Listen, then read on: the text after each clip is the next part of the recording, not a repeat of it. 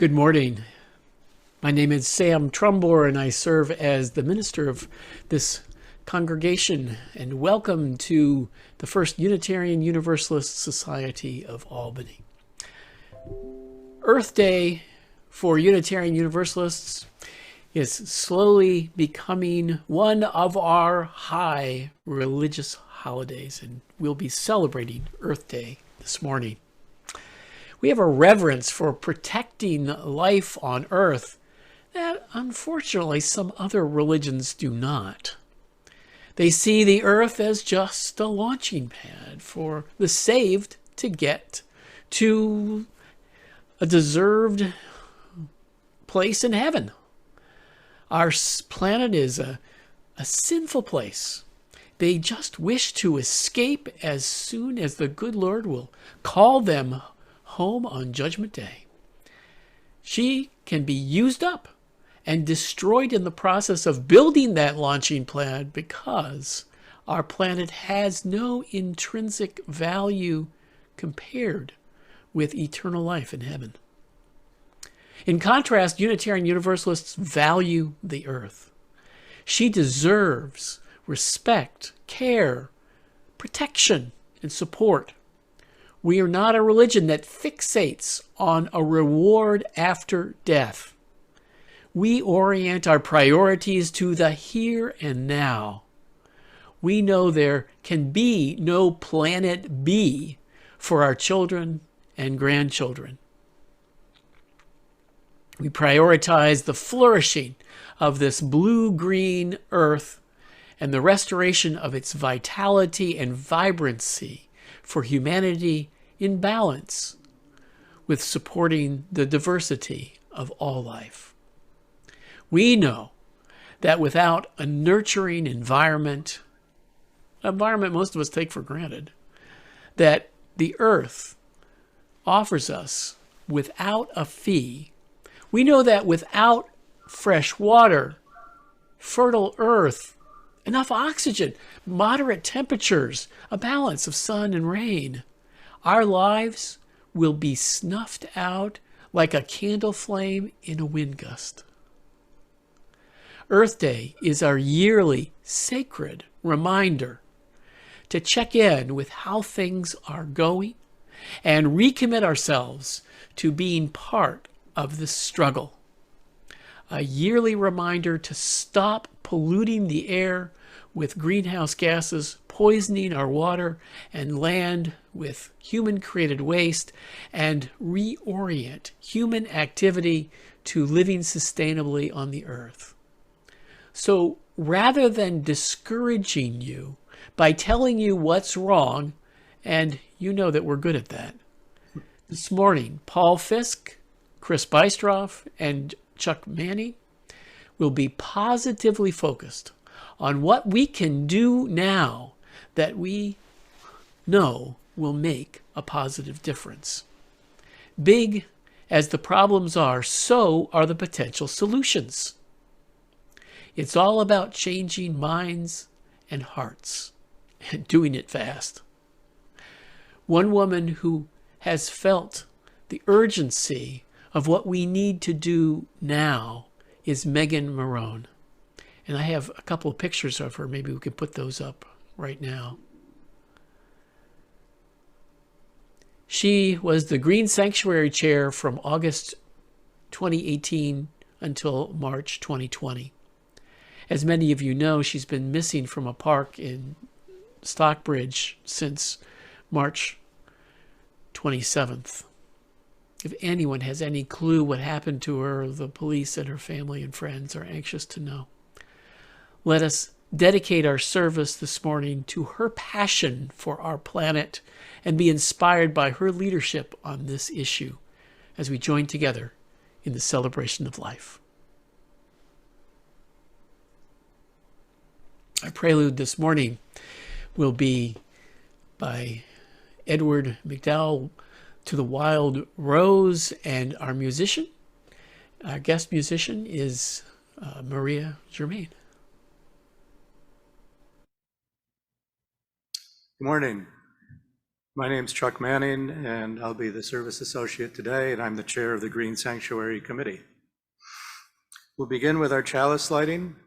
Please join in the chalice lighting with the words shown on the screen.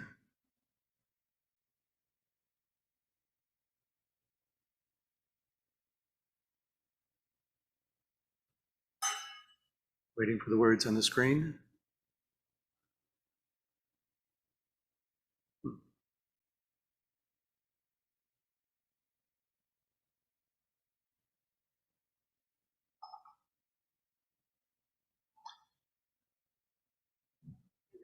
Okay, welcoming all free seekers of truth and meaning, we gather to excite the human spirit, to inspire its growth and development, to respond morally and ethically to a troubled world, and to sustain a vital and nurturing religious community.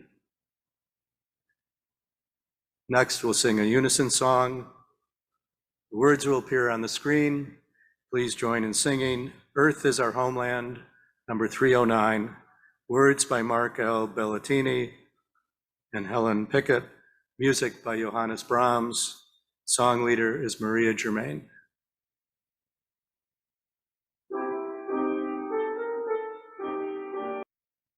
Children may now go to their classrooms.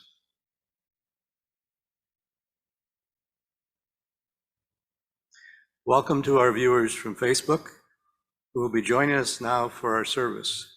My name is Chuck Manning. I'm the service associate. We're glad you're joining us today for our Earth Day service.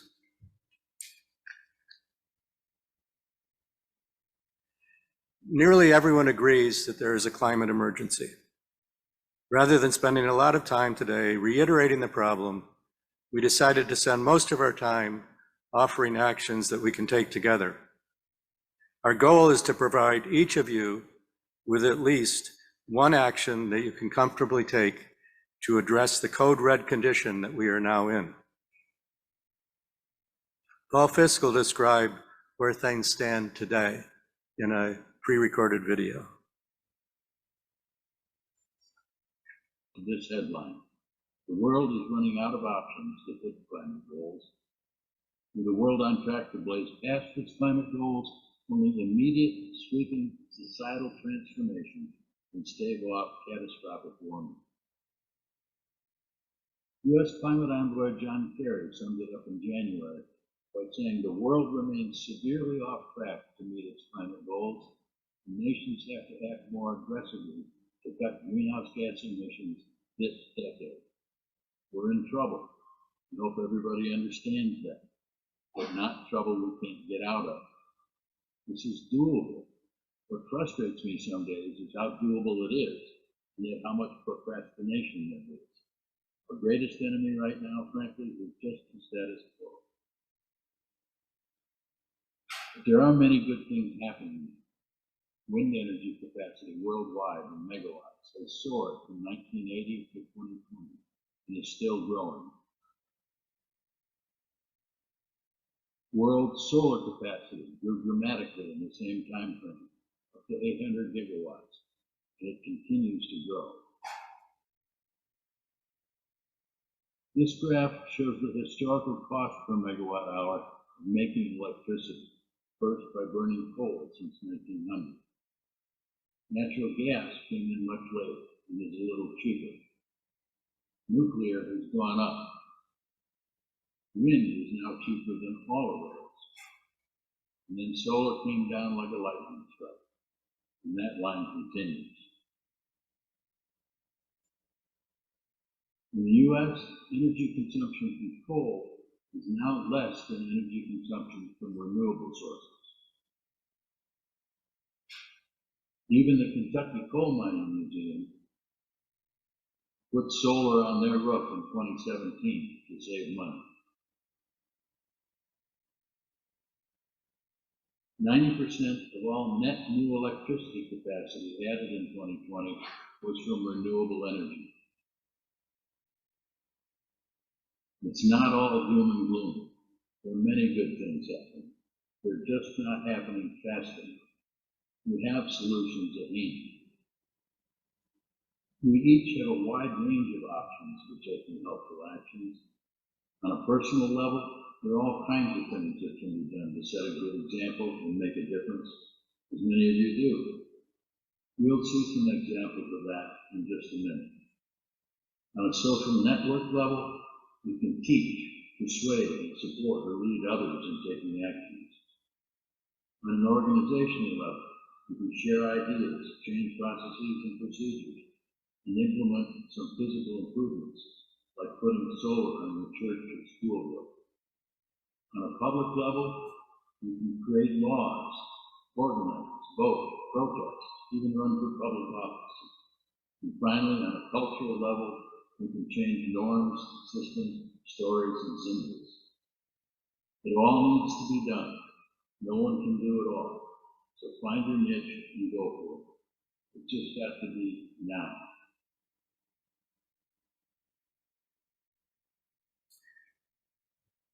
So I'm going to talk about what some of the Albany UU members are doing now. Paul showed us some optimistic, I need to get back on the slides. Paul showed us some optimistic trends, what we can do now to address what he talked about.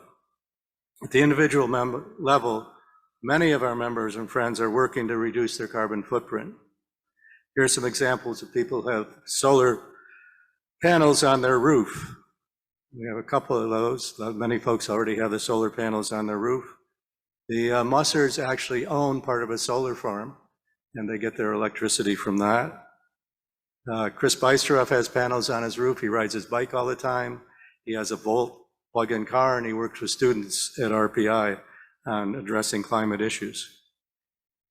Many of us have plug-in cars, or at least hybrid cars, that we use to try to reduce our energy use. Kathy Harris put in micro-split heat pumps so she could get her heat from electricity as opposed to natural gas. And then we have Carol Butt, our green guru, who has done, I think, more than anybody else to address climate issues. She's put in a geothermal heating system. She has solar hot water as well as solar panels on her roof. She hangs out her clothes, which is something everybody can do. And in the wintertime, you can have a rack and hang your clothes indoors. She also composts. She has a light tunnel, which takes light from the roof down into the house, so she uses less lights. And many other members of Albany UU are, in fact, working on composting projects. There's also composting and community gardening going on throughout the area that we're working on. And as a congregation, we put solar panels on our roof 9 years ago. Since then, since the panels were installed, they produced about 220,000 kilowatts of electricity in a green way. GSC, Green Sanctuary Committee, has also conducted a number of forums on a variety of subjects. One of the most recent ones was on recycling. And the thing that came out for me on that was you have to really think about not recycling as the last thing you do. First thing you do is just refuse to buy stuff. The easiest thing we can do is stop buying stuff. Next thing is reduce what you buy. If you have to buy some, don't buy as much. You can reuse things and keep reusing and buy reusable products. You can repurpose things. One of the little things we do is we have shower caps that we get in hotels. We use those as food covers in the refrigerator, so we get to reuse them. It's a small thing, but it helps out. And finally, if you can't do any of those things, look around for recycling. And the Green Sanctuary Committee has put together a 6-page pamphlet on all of the recycling resources in this area, which will be on the Albany UU website. And you'll be able to check on that if you have a question about recycling. It has the names of all of the recycling coordinators in the area, and you can talk to them or go on the websites and learn about that. So we're trying to do a lot, and I think there's opportunities for everybody to keep working. Other forums we've had include, were presented by Chris Bystrov, Hugh Johnson, and Paul Fisk. Chris is an expert in many areas, including population and voting security. Hugh is a weather expert, and Paul is a climate activist with the Climate Reality Project, and he's a real expert as well. But our current initiative is to have 100 households from Albany UU using renewable energy. And there's a thermometer in Channing Hall which shows where we are right now. And we're up to 60 families. But we have an opportunity now to increase that to reach our goal of 100 because we've made a connection with Dynamic Energy, which is one of the companies that has solar farms and generates in the area, generates renewable electricity. And Reese Satin has been using them for over a year. He's very happy with them. And anybody who knows Reese knows that this was thoroughly vetted before he went ahead and did it. So I think we can have confidence that this is definitely a good way to go. And he's also talked to them. And essentially what we have now is anybody who signs up with them from Albany UU, Albany UU will get a contribution of $50 for every new person who signs up with Dynamic Energy over the next few weeks. So we're urging people to sign up now. There's a phone number that you can get that's being published in the Daily Reminder, and you'll be able to get renewable energy, make a contribution to reducing global warming and climate change, and also help with a contribution to the church. So that's our big current initiative at this point in time. We've also done a lot of advocacy work with the Green Sanctuary Committee. And we demonstrated down at the Capitol at many different demonstrations. We've lobbied for different bills. And I think one of the successes that all of the environmental community has had is we passed landmark legislation, the State Climate Leadership and Community Protection Act.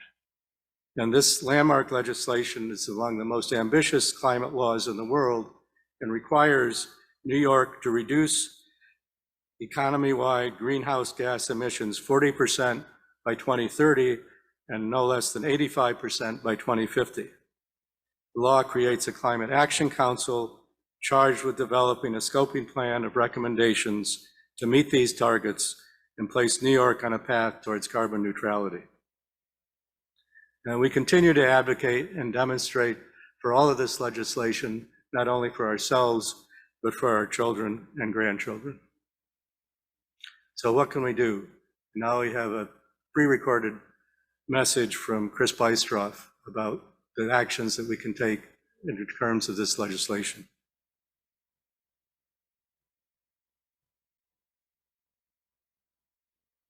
Do you want to do more to combat climate change? You are perfectly positioned to have an impact on New York State government. In the future, we'll be calling for participants in lobby days where you can talk to members of the Assembly and Senate. For now, you can support some of the legislation that is currently in the pipeline. The Climate Leadership and Community Protection Act, CLCPA, was signed into law in 2019, but all it does is set the goals. To realize those goals, efforts need to be planned and fully funded. A draft scoping plan is open for public comment.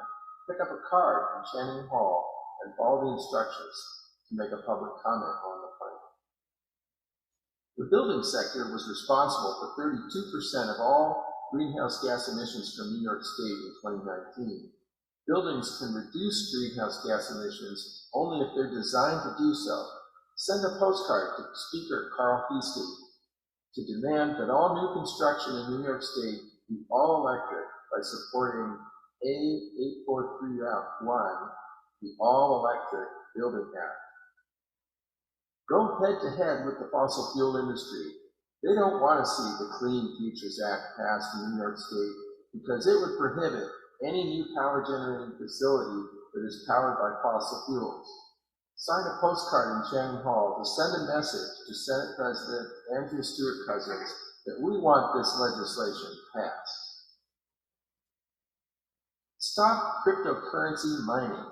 This insane practice involves consuming megawatt hours of electrical power and tons of dirty coal to run computers that create bitcoins and other currencies, fueling a grand Ponzi scheme and destroying any chance of carbon neutrality unless we stop it. Sign a postcard to Leader Stewart Cousins to put a 3-year moratorium on energy-intensive cryptocurrency mining. It is long overdue to stop the practice of subsidizing fossil fuel use. The Fossil Fuel Subsidy Elimination Act will repeal numerous tax exemptions and reimbursements that benefit fossil fuel producers and users. This bill will benefit renewable energy sources and will save New York State $336 million per year. Sign a postcard to Speaker Heastie or Leader Stewart-Cousins and get this bill to the floor.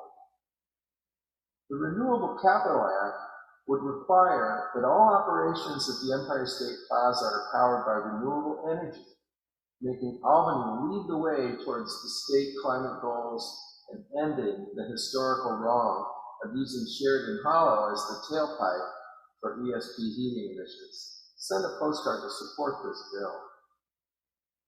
But no legislation will save us if democracy itself is broken. Private companies are being allowed to sell voting machines that count the votes with a secret algorithm. We need to stop trusting unelected and unknown parties to count our votes. New York State Senate Bill S-309A would ban the voting machines with one of the most egregious security flaws. Send a postcard to Senator Myrie, chair of the Committee on Elections. Get this bill to the floor. And there's more. Look up New York Renews for other bills that are working their way through the halls of state government. And stay tuned for Lobby Day. See you at Channing Hall.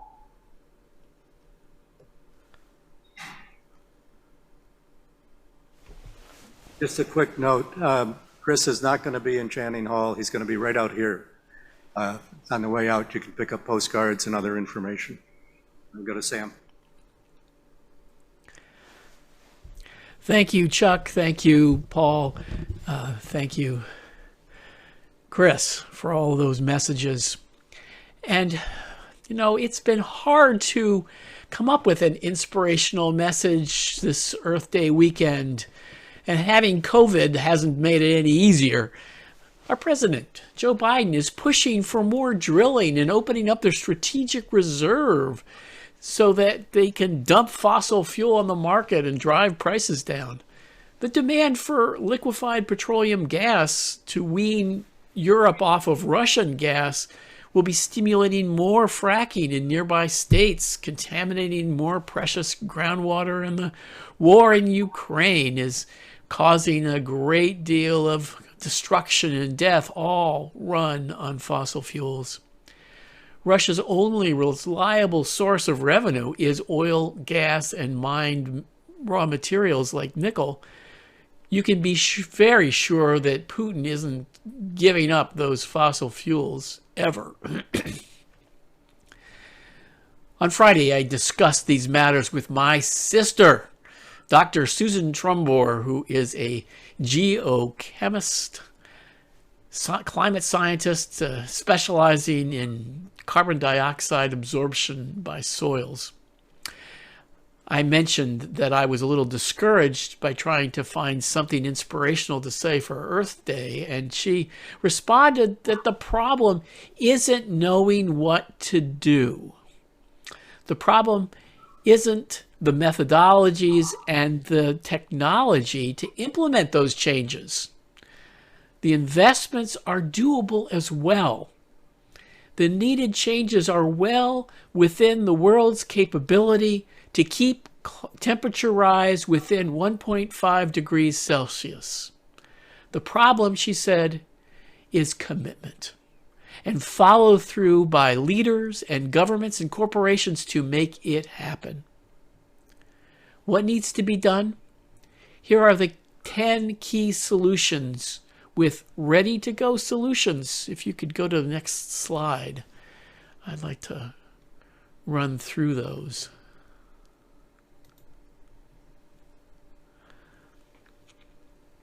Number one is simple: phase out coal. Not hard to do. 2, investing in green infrastructure. Crucial. The third is to retrofit and decarbonize. Oh my goodness, I'm having trouble reading this. Maybe you can, there, that's better. Decarbonize buildings, and then Number 4 is an interesting one. Decarbonize the construction of cement and steel. Steel and plastics, too. And plastics, thank you. The colors are terrible. And then number 5 is, of course, shifting to electric vehicles, something we're beginning to do. Of course, number 6, using more public transit. A little more challenging, number 7, decarbonizing aviation and shipping. But there's some stuff happening in that direction. Number 8, halt deforestation, incredibly important, and restore degraded lands. My sister emphasizes that one too, very important. Number 9, reduce, and these are number 9 and number 10 are ones that we can focus on. Reduce food loss and waste. Enormous amount of food loss and waste that goes on. And improve agricultural practices that invest in soils rather than steal nutrients from soils. And then number 10, eat more fruits and vegetables and less meat. Okay, thank you.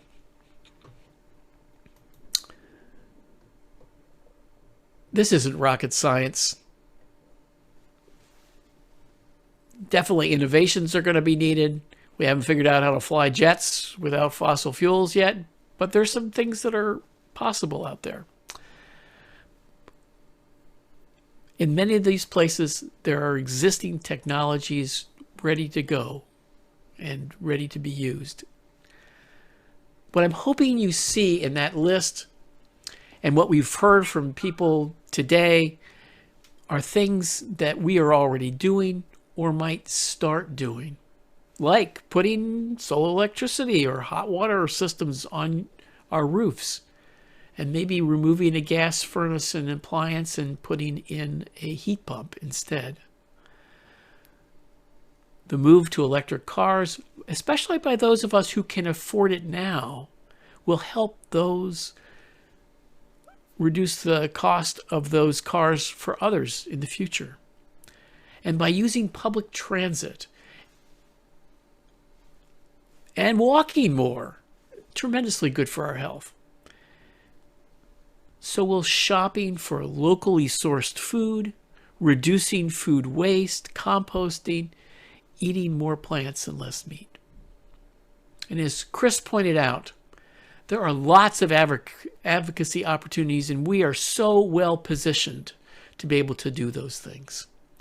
It doesn't really take that much energy, that many people speaking up on an issue to get the attention of our legislators.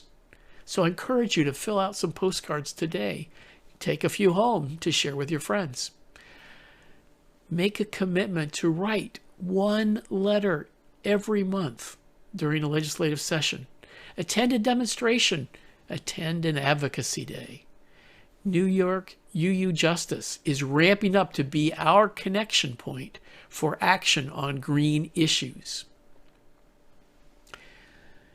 Of course, we know that it's highly unlikely that one action we take will make that much difference. But it is our strength in numbers that does matter. Let go of knowing or wanting to know what's going to happen with climate change, and make your action conditional on what you think is going to happen. We know without question our action right now matters a great deal. We are on the pivot point right now. The clock is ticking. There is meaning. There's satisfaction. There is inspiration in being part of the solution and minimizing our contribution to the problem. The sign that stays with me from the earlier slideshow, you may not have seen it because it went by pretty fast, was one that Zora, as a baby, was holding while she was sleeping in her mom's backpack. It said, "Please fix climate change. I can't do it myself." We We are the ones who can make the difference for our little children and the millions of yet to be born who can't make a difference for themselves because they don't even exist yet. Let us act for those future generations as well as our own. So be it.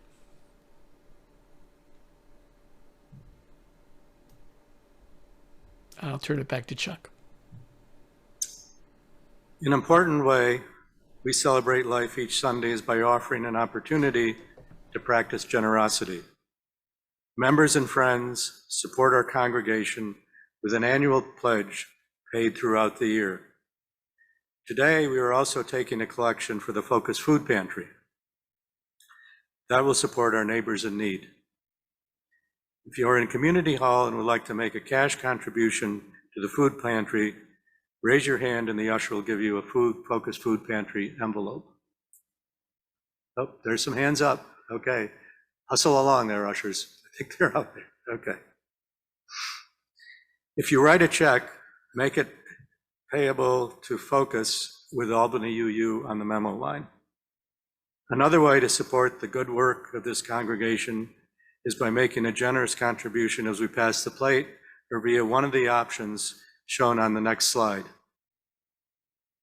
If you're joining us virtually, you can click on the tiny URL link in the chat window to contribute, or you can send a text to the number shown on the screen. The examples on the slide show how to label your text to indicate the amount and the purpose of the gift. The slide also shows how to label your gift to Focus. Thanks for helping.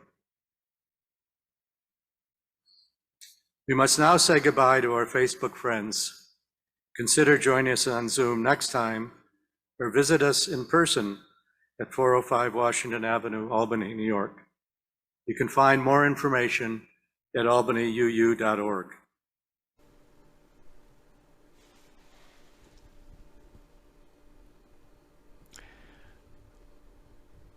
The prayer of affirmation I've chosen this morning comes from Laura Bogle. It's titled, "This is our home, but not just ours." Let us turn inward to receive these words.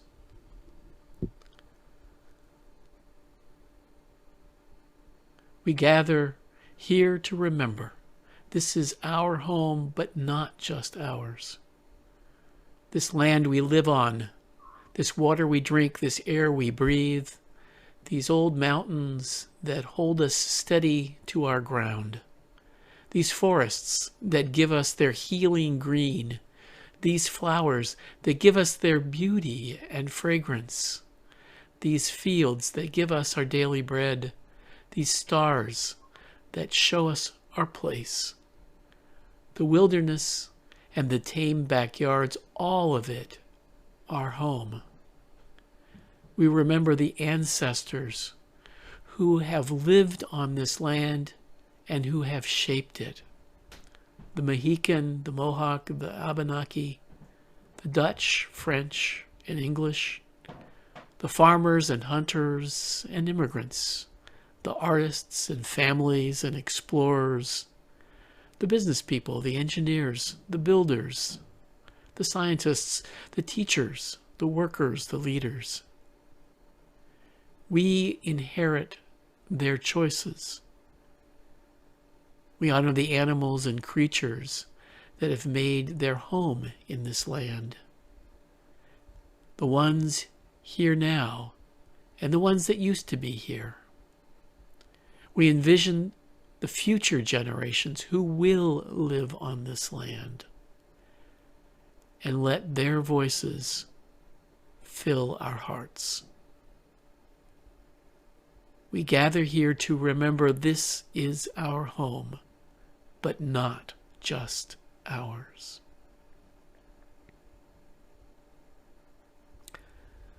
So be it, and blessed be.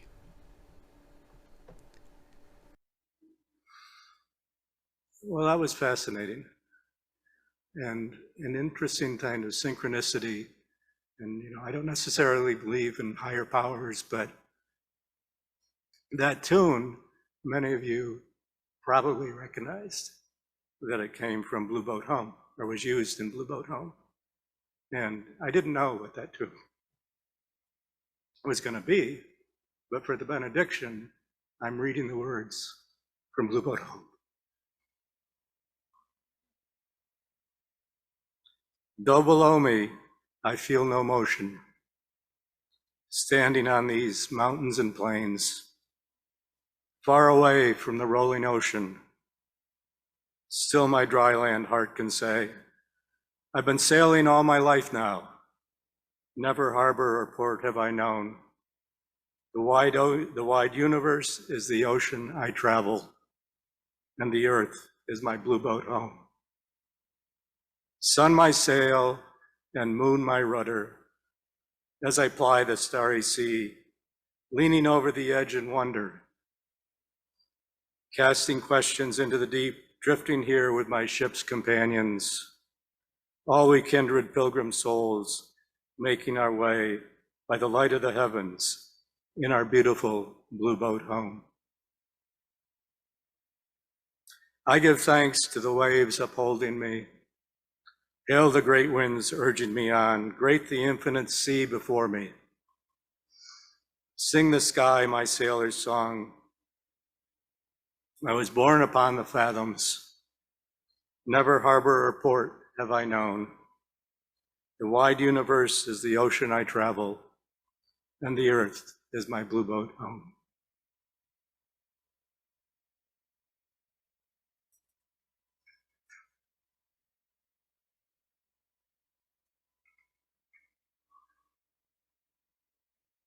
As we extinguish the chalice, please join in the words that will be shown on the screen.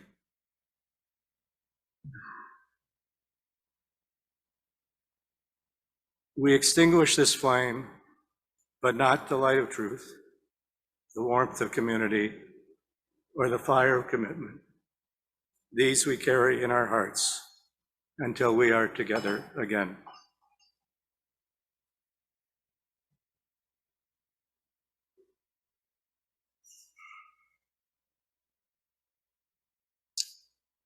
Our thanks today go to our guest musician, Maria Germain, our ushers, Kathy Harris, Don Odell, Tammy Goddard, and Jean Poppy, Pastoral Care Associates, Eric Van Heusen, Randy Rosette.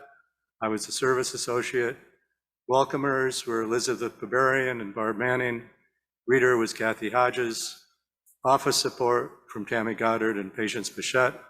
Technical support from Fred Eames, Dick Dana, Kate Pierce, and Peter Meixner as our intern. And technical flowers were donated and arranged by Barb and Chuck Manning in memory of Barb's dad, James Edward Crossett.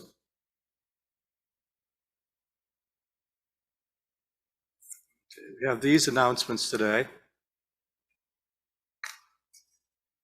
As I mentioned, we now have a renewable energy option, which we're urging people to sign up with. If you aren't getting green electricity, the Green Sanctuary Committee encourages you to sign up with Dynamic Energy and call Don Greenberg, and there's a phone number to sign up that's in the daily. The Albany UU will get $50 for each one of new customers who signs up. You can join the Green Sanctuary team tomorrow night at April 25th at 7 right here. We're showing a film that tells the story of 21 plaintiffs who were ages 13 to 24 who sued the US government for violating their constitutional rights to life, liberty, personal safety, and property through its willful actions in creating the climate crisis. That'll be at 7 p.m. and the film is called Youth versus Government. John Sherman would like to make an announcement about the April 29th Circle Dinners.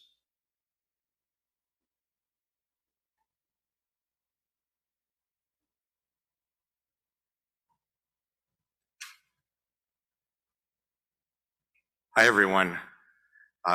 Peggy and I are really glad to be bringing the Circle Dinner program back into being. April 29th, we'll have an in-person Circle Dinner, and we encourage all of you to consider joining us. We'll be having small groups in homes of Albany UU hosts. You don't have to be a gourmet cook. If you want to participate, it's okay to pick up your contribution at your favorite grocery store, but we're always happy to try new dishes too. It's going to be April 29th from 6 o'clock to 9 p.m. and I'll be in the lobby to take the names and information of anyone here who wants to participate, or you can email me at johnsherman@gmail.com by later today. I'll also point out that we have more of these scheduled, and we're going to have another virtual circle dinner on May 13th. And while I'm here, I also want to encourage you to sign up for the annual guided wine and cheese tasting, which is going to be held in person this year. Last year, we had an interesting time with the virtual tasting, but we're now back in person for year 17 of this event. The tickets are $30 per person, and we'll also be taking reservations at the table in Channing Hall. So thank you very much. Look forward to seeing you.